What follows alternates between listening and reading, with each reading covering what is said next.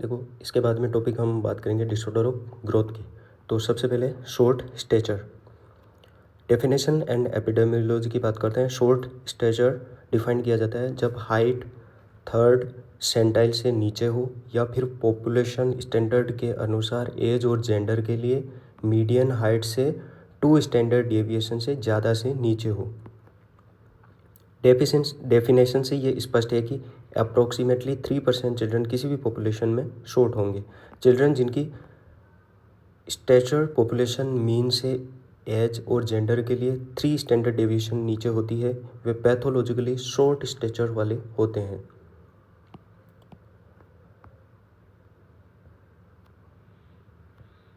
जबकि -2 से -3 SD के बीच वाले बच्चे ज़्यादा लाइकली होते हैं फिजियोलॉजिकल कोज जैसे फैमिलियल और कॉन्स्टिट्यूशनल शॉर्ट स्टेचर। इटियोलॉजी के बारे में बात करते हैं। शॉर्ट स्टेचर के कई कोज हो सकते हैं जो 2.13 वाली टेबल में दिया जाता है।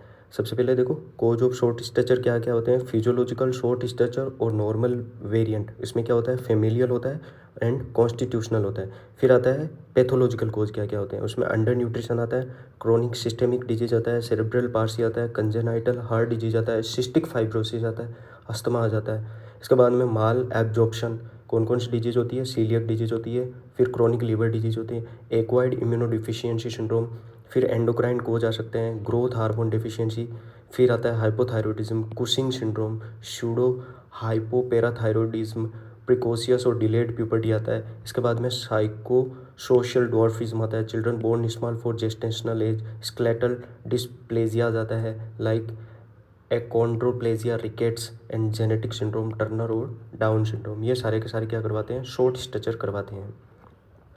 अंडर न्यूट्रिशन और क्रोनिक सिस्टेमिक इलनेस सबसे कॉमन इटियोलॉजिकल फैक्टर है। उसके बाद में growth hormone deficiency and hypothyroidism आते हैं। स्टेप इन असेसमेंट, क्या क्या असेसमेंट के स्टेप है।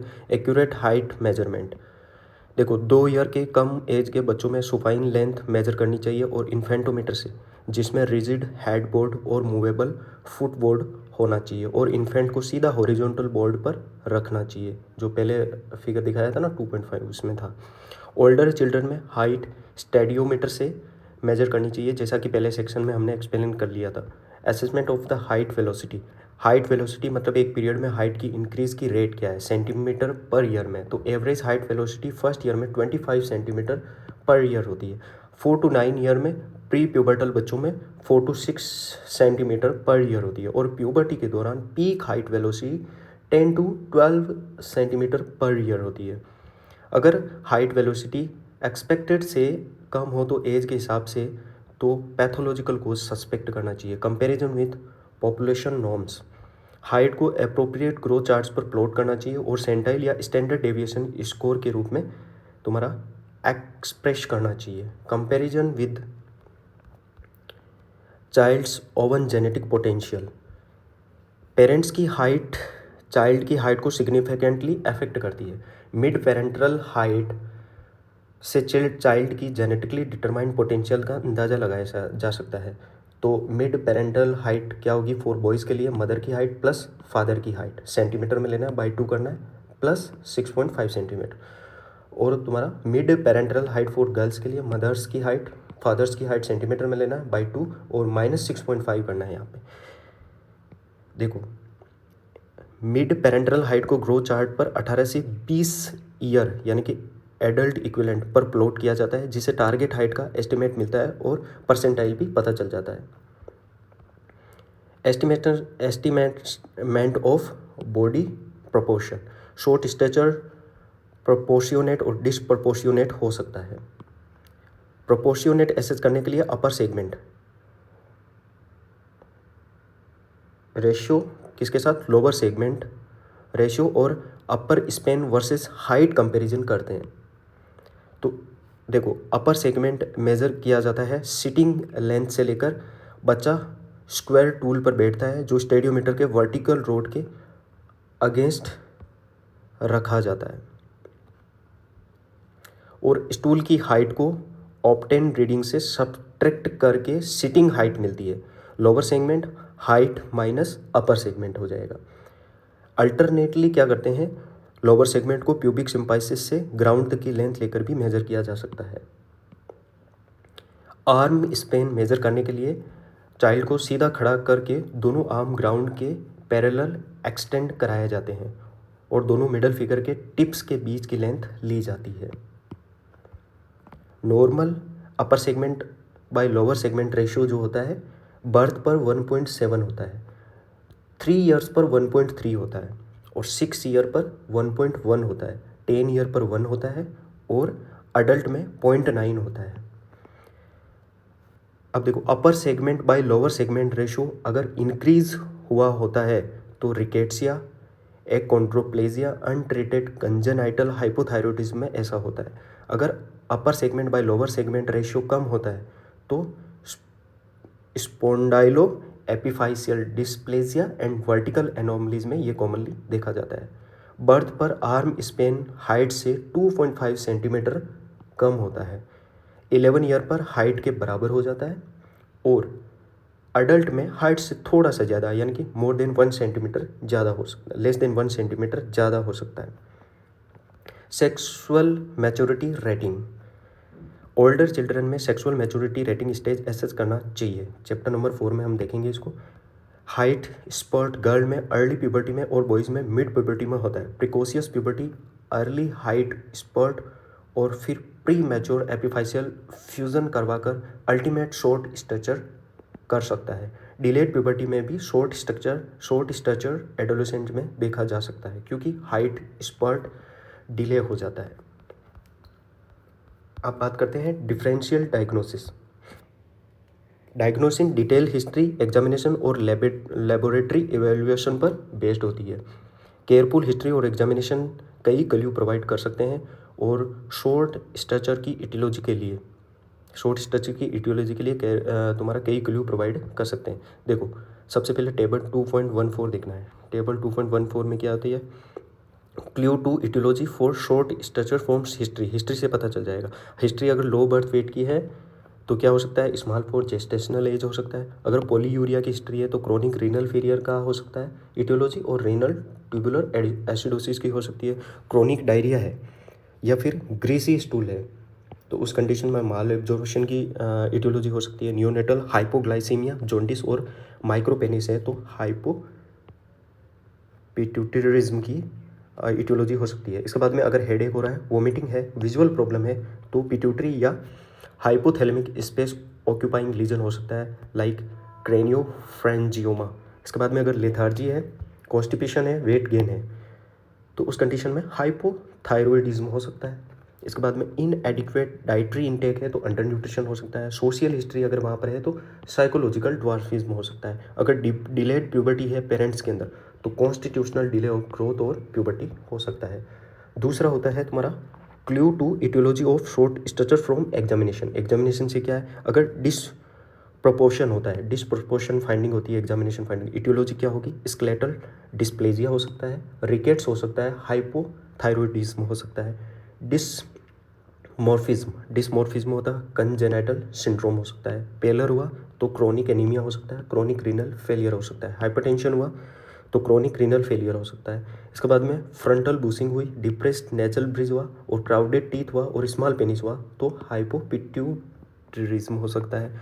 अगर गोइटर हुआ, कोर्स स्किन हुआ तो हाइपोथायरॉयडिज्म हो सकता है। अगर सेंट्रल ओबेसिटी और स्ट्राई मिले तो कुशिंग सिंड्रोम हो सकता है।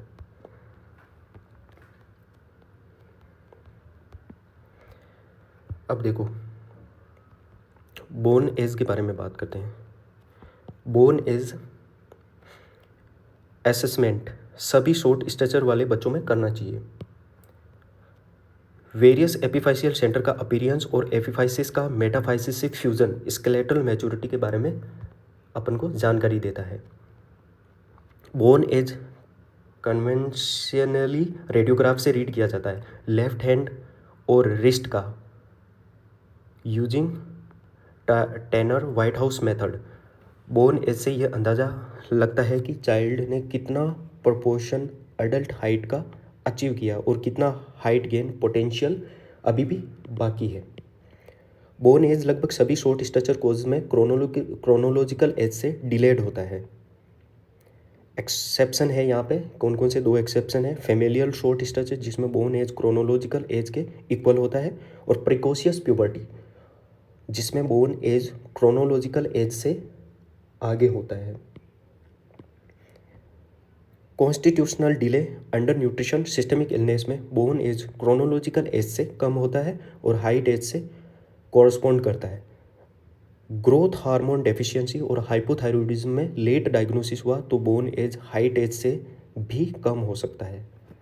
इन एडिशन डिस्प्रपोर्शियोनेट शॉर्ट स्टेचर वाले सभी बच्चों में स्केलेटल सर्वे करना चाहिए, स्केलेटल डिस्प्लेजिया और रिकेट्सिया को रूल आउट किया जा सके। अब देखो यहाँ पे एसेंशियल स्क्रीनिंग इन्वेस्टिगेशन जो सभी शॉर्ट स्टेचर बच्चों में करनी चाहिए 2.16 में अपन को दी गई है। अगर ये इन्वेस्टिगेशन नॉर्मल आती है और बोर्न एज डिलेड हो तो लेवल 2 इन्वेस्टिगेशन करना चाहिए। अगर लेवल 2 इन्वेस्टिगेशन भी नॉर्मल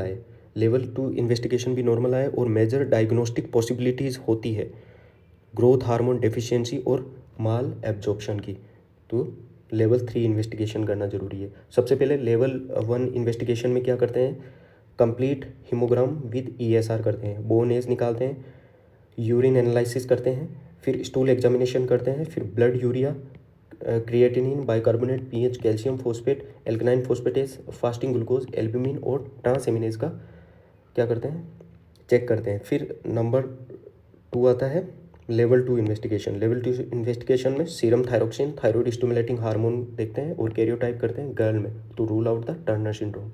फिर लेवल 3 में आते हैं, क्योंकि उस कंडीशन में क्या मेजर डायग्नोस्टिक पॉसिबिलिटी होती है? ग्रोथ हार्मोन की डेफिशिएंसी की हो सकती है या माल एब्जॉर्प्शन की, तो इसमें यहाँ पे सीलियक सीरोलॉजी देखते हैं, राइट। इसके बाद में तुम्हारा प्रोवोकेटिव ग्रोथ हार्मोन टेस्टिंग करते हैं, serum insulin like growth factor 1 और insulin like growth factor binding protein 3 level देखते हैं, MRI ब्रेन करते हैं, focused on the pituitary and hypothalamus for Dooj for with low peak growth hormone level.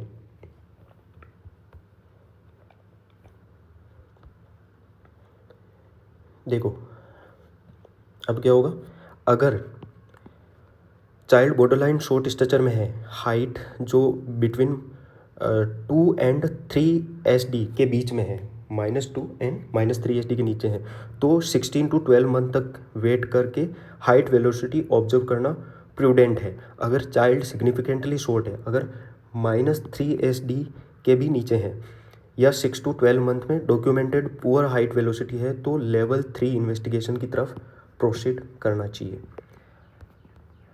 अब बात करते हैं स्पेसिफिक इटियोलॉजी की। तो स्पेसिफिक इटियोलॉजी में सबसे पहले है familial short stature. Child short होता है एज पर डेफिनेशन अगर हाइट 3rd सेंटाइल से कम है, लेकिन अपने खुद के जेनेटिक पोटेंशियल पेरेंट्स हाइट से डिटरमाइन के हिसाब से नॉर्मल होता है। ये बच्चे बर्थ से 2 ईयर तक कैश डाउन ग्रोथ दिखाते हैं, जिससे हाइट और वेट अपने टारगेट सेंटाइल पर आ जाते हैं। टारगेट सेंटाइल क्या होते हैं? Mid parental. इसके बाद में चाइल्डहुड एंड एडोलेसेंट में ग्रोथ वेलोसिटी नॉर्मल रहती है, बॉडी प्रोपोर्शन अप्रोप्रिएट रहता है, and bone age chronological age के इक्वल होता है। प्यूबर्टल अप्रोप्रिएट एज पर होती है और फाइनल हाइट अपने टारगेट रेंज में रहती है। 2.20 में ये वाला डायग्राम देखने से अपन को ईजिली समझ में आ जाएगा। कॉन्स्टिट्यूशनल ग्रोथ डिले, ये बच्चे नॉर्मल लेंथ और वेट के साथ बोर्न होते हैं और फर्स्ट 6 to 12 मंथ तक नॉर्मल ग्रो करते हैं। इसके बाद में ग्रोथ डेसेलरेशन दिखती है, जिसमें हाइट और वेट 3rd सेंटाइल्स के नीचे चला जाता है। By the 3rd year of age normal height velocity resume हो जाती है और ये बच्चे 3rd सेंटाइल के जस्ट नीचे और पैरेलल ग्रो करते हैं। प्यूबर्टी और एडोलेसेंट्स ग्रोथ स्प्रेड भी डिले होती है, लेकिन फाइनल हाइट नॉर्मल हाइट के अंदर होती है। बोर्न एज क्रोनोलॉजिकल एज से कम होती है और हाइट एज से कॉरस्पॉन्ड करती है। हिस्ट्री में पेरेंट में से एक या दोनों में डिलेड प्यूबर्टी और डिलेड हाइट स्प्रेड हो सकता है। 2.21 में यहाँ पे देखने पर सारा समझ में आ जाएगा।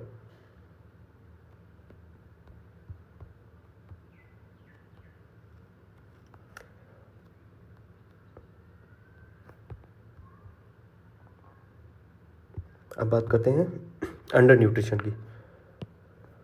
क्रोनिक अंडर न्यूट्रिशन से स्टंट ग्रोथ होना हमारे देश में शॉर्ट स्टेचर का सबसे कॉमन कोज होता है।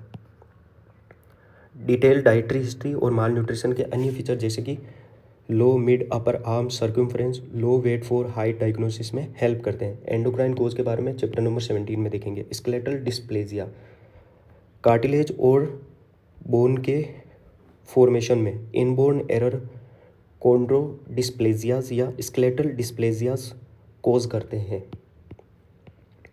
जो इनहेरिट या स्पोरोडिक हो सकते हैं। ये यूजुअली एबनॉर्मल स्केलेटल प्रोपोर्शंस और सीवियर शॉर्ट स्ट्रेचर एक्सेप्ट हाइपोकॉन्ड्रोप्लेजिया, जिसमें ग्रोथ रिटार्डेशन माइल्ड होता है, के साथ एसोसिएटेड होते हैं। डायग्नोसिस के लिए क्या करते हैं इसमें? डायग्नोसिस के लिए केयरफुल फैमिली हिस्ट्री और बॉडी प्रोपोर्शन मेजरमेंट, लिम्ब और स्कल का एग्जामिनेशन और स्केलेटल सर्वे जरूरी होता है। इसके बाद में जेनेटिक सिंड्रोम में टर्नर सिंड्रोम इंसिडेंस होता है 1/2000 लाइव बर्थ। गर्ल में शॉर्ट स्टेचर का कॉमन कोज होता है। इसे रूल आउट करना चाहिए, चाहे वो टिपिकल फिनोटाइपिक फीचर एब्सेंट भी क्यों ना हो। अदर सिंड्रोम जैसे कि डाउन सिंड्रोम होता है, प्राडर विलाई सिंड्रोम होता है, रसेल सिल्वर होता है और सैकल सिंड्रोम भी शॉर्ट स्टेचर से एसोसिएटेड होते हैं। साइकोसोशियल ड्वार्फिज्म, इस कंडीशन को emotional deprivation dwarfism, maternal deprivation dwarfism या हाइपरफेजिक शॉर्ट स्टेचर भी बोलते हैं। ये अनहैप्पी होम्स में देखा जाता है जहाँ इमोशनल नीड्स टोटली नेग्लेक्टेड होती है। ये फंक्शनल हाइपोपिट्यूटरिज्म से कैरेक्टराइज होता है। Low insulin like growth factor 1 level और inadequate growth hormone stimulation response. Growth hormone therapy इसमें बेनिफिशियल नहीं होती है। एक बच्चे को एक लेस स्ट्रेसफुल इन्वायरमेंट और नर्चरिंग केयर मिलता है तो गुड कैचअप ग्रोथ देखा जाता है। Children born small for gestational age, birth weight अगर जेस्टेशनल एज के हिसाब से 10 सेंटाइल से नीचे हो तो मैटरनल, प्लेसेंटल और फीटल फैक्टर रिस्पॉन्सिबल हो सकते हैं। मोस्ट इन्फेंट 2 ईयर की एज तक कैचअप ग्रोथ दिखाते हैं। हाउएवर 20 से 30% small for gestational age baby catch up नहीं कर पाते हैं और शॉर्ट रह जाते हैं। ग्रोथ हार्मोन और insulin like growth factor axis में सबटल डिफेक्ट रेस्पॉन्सिबल माने जाते हैं शॉर्ट स्टेचर के लिए। मैनेजमेंट क्या होगा इसका? देखो मैनेजमेंट में क्या होगा, जनरल प्रिंसिपल ऑफ मैनेजमेंट किसी भी चाइल्ड के लिए जो शॉर्ट स्टेचर के साथ प्रेजेंट करता है इंक्लूड करते हैं पेरेंट की काउंसलिंग और डाइटरी एडवाइस। पेरेंट को काउंसिल करना चाहिए ताकि वे चाइल्ड्स के पर्सनैलिटी के पॉजिटिव एस्पेक्ट्स को हाईलाइट करें और स्ट्रेचर पर अनड्यू एम्फेसिस ना डालें। बैलेंस डाइट जिसमें रिकमेंडेड अमाउंट ऑफ मैक्रो और माइक्रो न्यूट्रिएंट्स हो इंटेक्ट के लिए रिकमेंडेड करने चाहिए। स्पेसिफिक मैनेजमेंट अंडरलाइनिंग कोज पर डिपेंड करते हैं। स्पेसिफिक मैनेजमेंट जो होते हैं वो अंडरलाइनिंग कोज पर डिपेंड करते हैं। फिजियोलॉजिकल कोज के लिए रीअश्योरेंस और annual monitoring of height and weight sufficient होता है, राइट। फिर अंडर न्यूट्रिशन के लिए डाइटरी रिहेबिलिटेशन और अंडरलाइनिंग कंडीशन जैसे कि renal tubular acidosis, coeliac disease का treatment usually good catch up growth के साथ एसोसिएटेड होता है। किसी भी फॉर्म ऑफ थेरेपी के साथ रेगुलर और एक्यूरेट रिकॉर्डिंग ऑफ हाइट से मॉनिटर करना मैंडेटरी होता है सेटिस्फैक्ट्री आउटकम के लिए। स्केलेटल डिस्प्लेजिया के लिए कुछ ऑर्थोपेडिक सेंटर में लिम्ब लेंथनिंग प्रोसीजर ऑफर किए जाते हैं। हाइपोथायरॉयडिज्म के लिए लेवोथायरोक्सिन रिप्लेसमेंट एडवाइस होता है। ग्रोथ हार्मोन डेफिशिएंसी के लिए daily subcutaneous injection of growth hormone का ट्रीटमेंट रिकमेंडेड है। ग्रोथ हार्मोन थेरेपी कई अन्य कंडीशंस के लिए भी अप्रूव्ड है। हालांकि required dose generally higher होती है और फाइनल हाइट में इम्प्रूवमेंट स्मॉलर और ज़्यादा वेरिएबल होता है compare to growth hormone deficiency. तो इन कंडीशन में कुछ है, टर्नर सिंड्रोम है, small for gestational age with inadequate catch up growth और chronic renal failure prior to transplant.